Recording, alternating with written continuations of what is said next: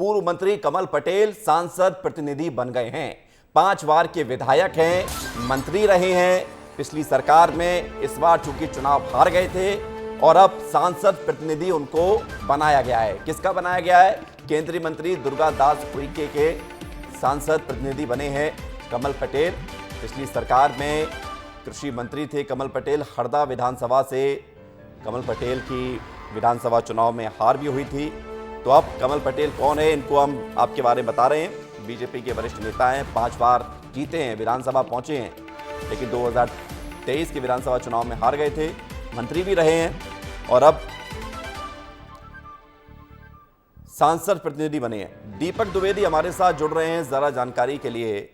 दीपक, आपको याद होगा कि कमल पटेल मध्य प्रदेश सरकार में मंत्री भी रहे हैं और उन्होंने उस समय शपथ ली थी कोविड के दौर में, जब सरकार बनी थी, जब गिन के 2 या 4 मंत्री बने थे। शिवराज सिंह चौहान उस समय जब मुख्यमंत्री बने थे, तो ये उस समय माना गया था कमल पटेल बड़ा कद है।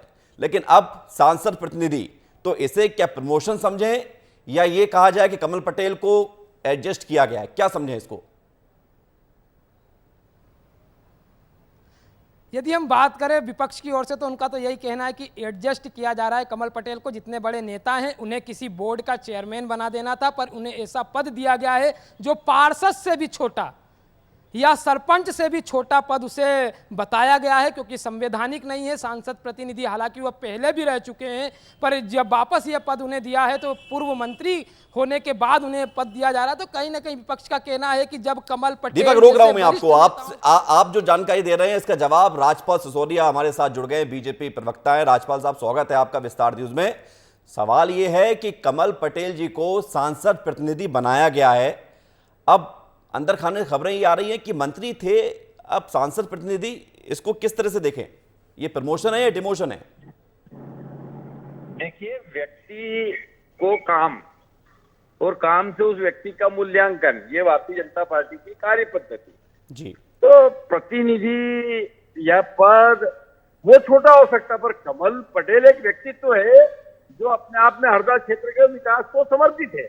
कमल पटेल एक ऐसे नेता है जो विकास और गरीब कल्याण के लिए सतत क्षेत्र में लगे रहते हैं। निश्चित तौर पर आज जब वो विधायक नहीं है तो वो सांसद के रूप में काम करेंगे, सांसद प्रतिनिधि के रूप में। तो मैं समझता हूँ विधायक से तो सांसद का कार्यक्षेत्र बड़ा ही होता है। फिर जब सांसद वहां से जो है डीडी उइके जी, वो केंद्र में मंत्री भी है और पहले भी, क्योंकि क्षेत्र बड़ा है, बैतूल हरदा काफी लंबा क्षेत्र है, तो उसमें एक जिले का पूरा क्षेत्र इधर संभालने का काम अगर उनके सहयोगी के रूप में कमल पटेल जी करते तो मैं समझता हूँ कि एक और एक दो मिलकर काम अच्छा ही करेंगे।